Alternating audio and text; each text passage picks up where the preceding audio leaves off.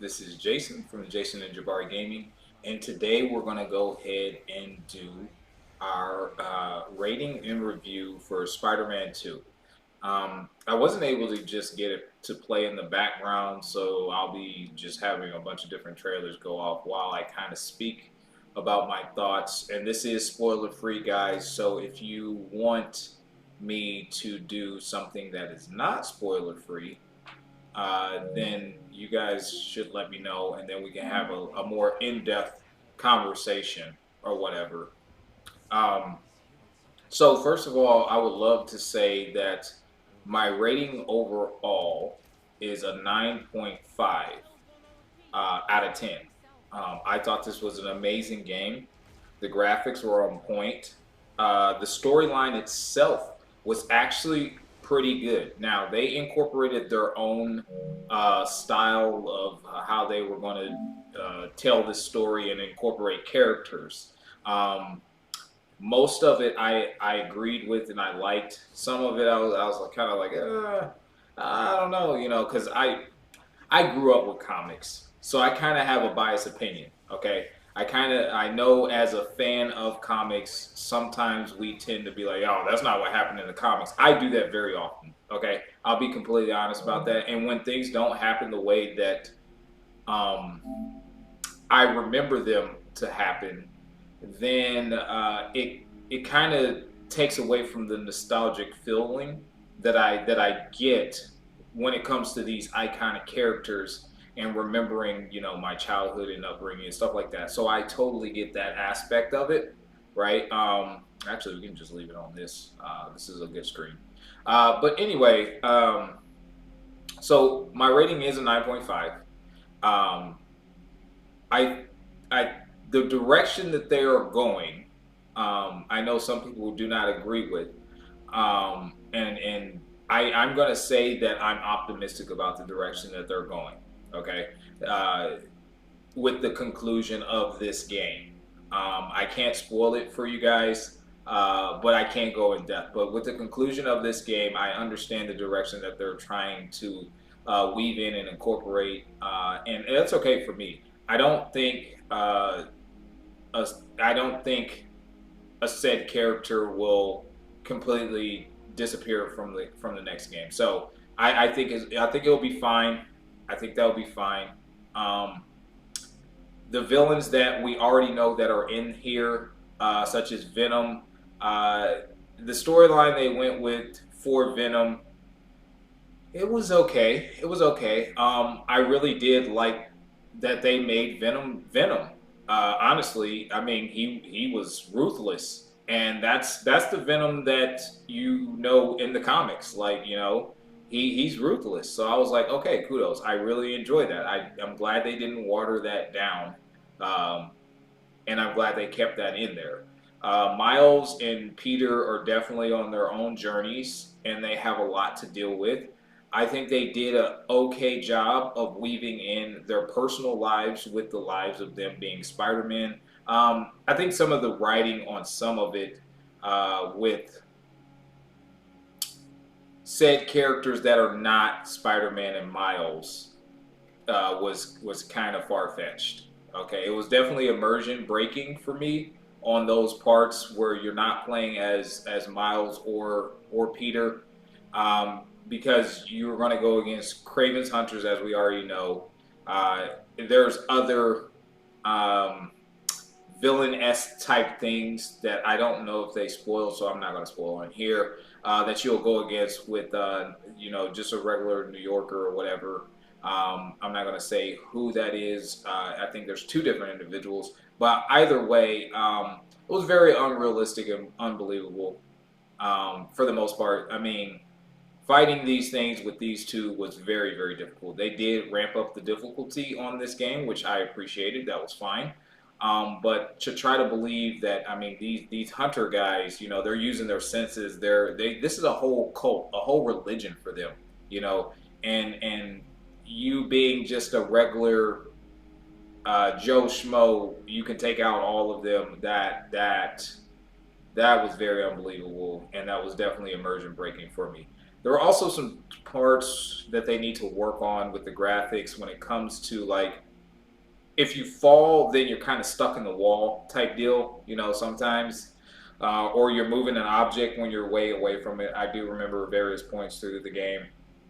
That's just kind of minor tweaks, but it was annoying and very noticeable. There are also a couple times that I found myself in a certain position to where I couldn't see very well. Like either I'm stuck behind a wall, a tree, or something like that, and sandwiched in between like a rock and a building or whatever the case may be, and like trying to maneuver to try to avoid while fighting. That proved difficult at times. It did happen throughout the game.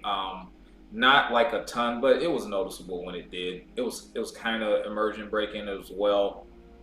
Um, Another thing is I love some of the payoffs that they gave, some of the Easter eggs that they have in this game. I mean, there was a lot. There was a lot of Easter eggs they had. There was a lot of paying tribute to previous Spider-Man games. So that actually did give me that nostalgic feeling that I was craving, and I did appreciate those moments and scenes. And also on some of the side quests, they're building up to things. So some of the side quests that I've been doing is very very fun, and it's telling the story. So that actually incentivizes you to do some of these side quests. So I do appreciate that a lot because that keeps me motivated to want to play this game. Um, I really love the come out of a said character. It wasn't how said character was actually formed in the comics, but when they came out with it, man, hey, I was so happy. I was so happy when they did. There will be a short on that, by the way. Um, Another thing, they introduced another character, which was okay. I didn't have a problem with it per se. I know that that person never became that character, but it was okay that they incorporated that character. It was cool to play against that character. Um, Also, you know, the relatability in this game with these characters, and not just Miles and Peters, but all of the characters that they have their backstories, and they were very relatable, down to earth people with real life problems, not knowing how to solve it or not solving it in the best way, or sometimes just like trying to make it right. And that was powerful. It was really really powerful. I definitely could understand the feelings that they were trying to relay, and I thought that was epic because that made the storyline that much more epic, in my opinion, because of how good they told their backstories and where they're coming from and their positions and how they're feeling. Because it's like, yeah, you're looking at this individual as maybe a bad guy, but if that were you, what would you do? You know what I mean? Like, how would you be feeling? Because sometimes it's not about black and white. You know, sometimes the lines are blurred to gray, and you know that's just what it is. I don't know. I'm not. I again, I can't spoil it on this one. But again, if you guys want in-depth analysis, let me know, and we'll get straight to it. But definitely could understand a lot of different positions from all these different characters, male and female alike. Like, you know, it's just like, yeah, I kind of get that. You know, I kind of understand why it is that you feel the way that you feel and what you're doing. I'm not justifying everything that everyone did, but I could definitely understand from to a certain degree why a lot of characters were pushed in the directions that they were being pushed in. So that was very very cool to see in them implement that, right?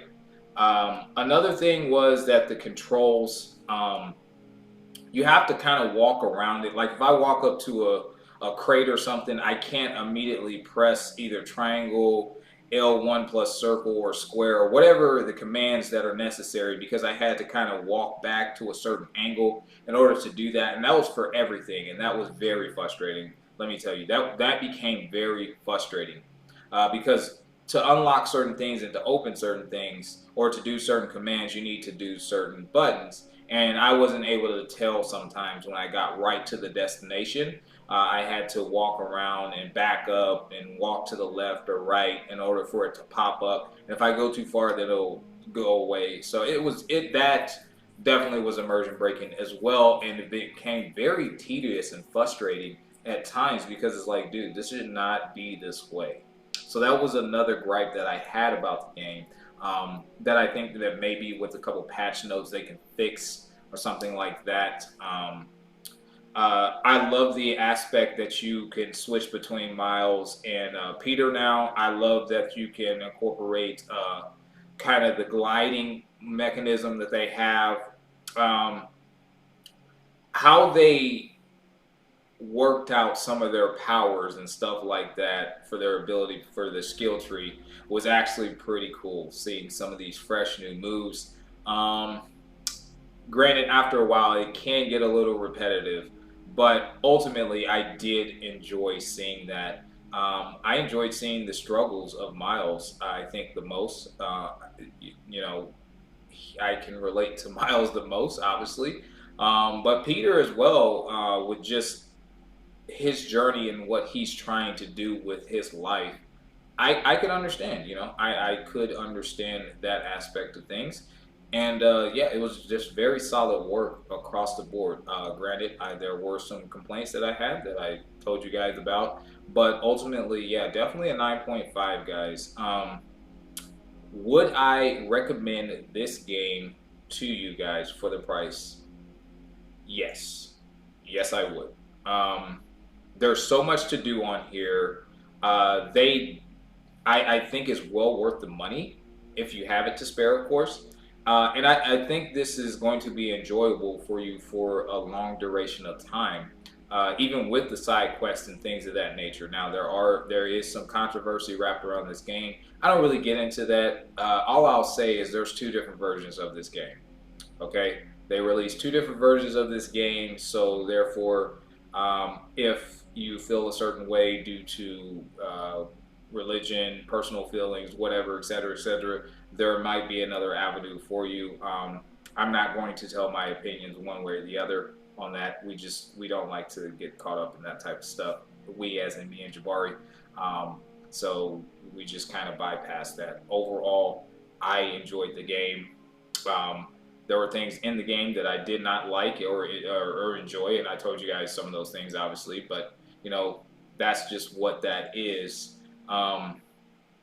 Yeah, I'm very excited for the next one to come out because I have so many ideas swirling around in my head due to them teasing things or saying things or Easter eggs. And man, I just, my mind is like just going. So that's a good thing. Normally, that's generally what you want. You want to be excited for the next one to come out. So I feel like they did their job in that aspect of it. And when it comes to my opinion, I felt like they did their job. So yes, I would recommend this game to you guys to purchase this game, but only if you can afford it. I do understand the position of the economy right now.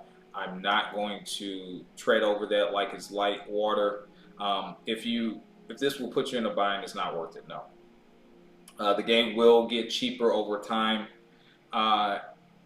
So I don't want anyone to be put in a financial bind just trying to enjoy themselves, because to me that would not be worth it. But other than that, man, those are my thoughts. That's my rating. Let me know if you guys want a spoiler ratings and review, and we will go very in depth about it. And if you have any questions or anything, I would love to hear your questions. I respond to everything as long as it's respectful. So let me know what you guys want me to put in the next ratings and review that maybe I didn't in this one, so I can continue to improve for you guys when I give you my honest feedback and things like that. But thank you guys so much for your time. I will catch you guys in a future video. I do streams frequently, and we will continue with the side quests of the Spider-Man 2 amongst other games.